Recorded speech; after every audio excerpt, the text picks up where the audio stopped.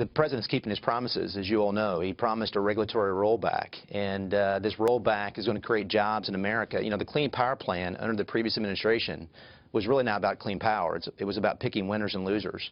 And the previous administration had an anti-fossil fuel mentality, and it cost us jobs, manufacturing jobs, jobs in the coal sector and oil and gas sector. It's good to be about energy independence again.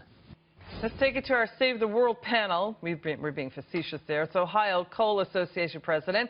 He met with Trump yesterday. He's Christian Palich, and we have weatherbell.com meteorologist Joe Bastardi.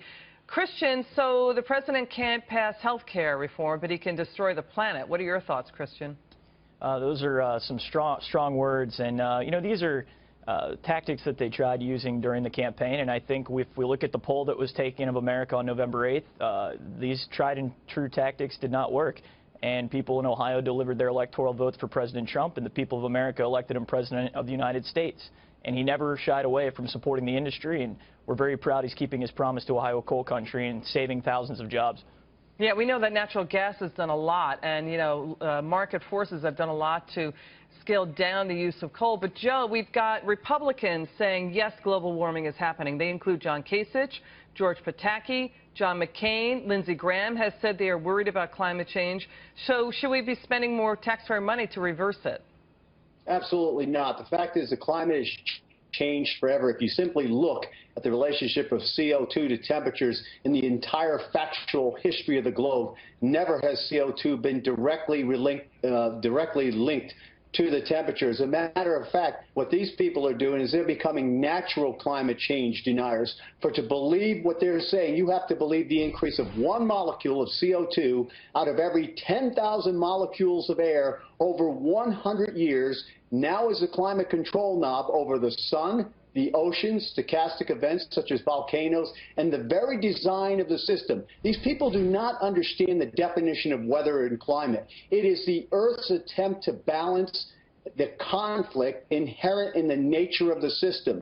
They don't understand the majesty and the infinite possibilities in the atmosphere because they've never worked directly with it before. Is the globe warming? Yes, it has been warming since the great climatic shift of the Pacific Ocean. The Pacific went into its warm cycle in the late 1970s. The Atlantic followed in the 1990s, and so did the Indian Ocean. They are both due to flip the other way. So if you warm all the great oceans of the Earth, the tropical areas, in tandem, of course the Earth's temperature is going to rise. Let me add one more thing. Even the former EPA administrator, who I understand now she's upset and she's been drinking at the bars or something. This was an article that came out.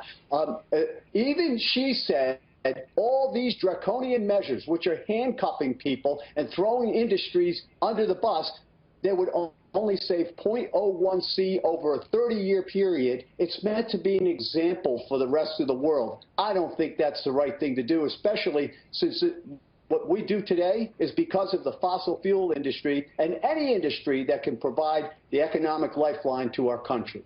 Christian, Joe, thanks for weighing in there. Christian, you met with President Trump yesterday. The president said he made you a promise to put you back to work. Let's take a listen. The miners told me about the attacks on their jobs and their livelihoods. They told me about the efforts to shut down their mines, their communities, and their very way of life. I made them this promise. We will put our miners back to work. My administration is putting an end to the war on coal. I am taking historic steps to lift the restrictions on American energy, to reverse government intrusion, and to cancel job-killing regulations.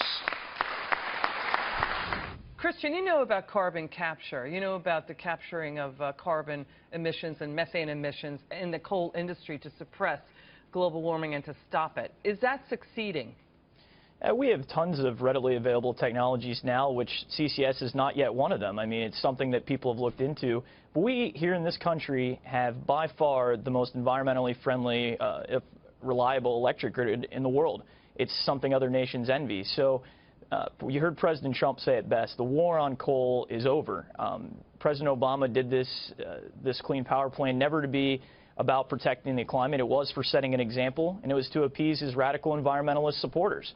And what it was going to do is cause double-digit rate increases for Ohio and American energy consumers and cause thousands of jobs to go away. So we're going to continue to move forward on technology, but it's a much better day under President Trump as we can now figure out how the coal industry can compete on a level playing field. It's a much different day than the last 8 years, Liz. And I want to quickly, Joe, the climate deals that have been reached, I mean, China only has to voluntarily comply by 2030, right?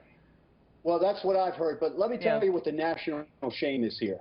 You walk down the streets of any big city in the United States and you see the homeless and the hungry, and yet we've put $200 billion into chasing a ghost that may not be there. Why don't we solve the problems we have today, get people back to work? I'm for all energy. All I need to do is supply the forecast for it, and as a matter of fact, wind and solar are a more profitable energy source for us as far as developing models and that type of thing. But this is ridiculous what's going on.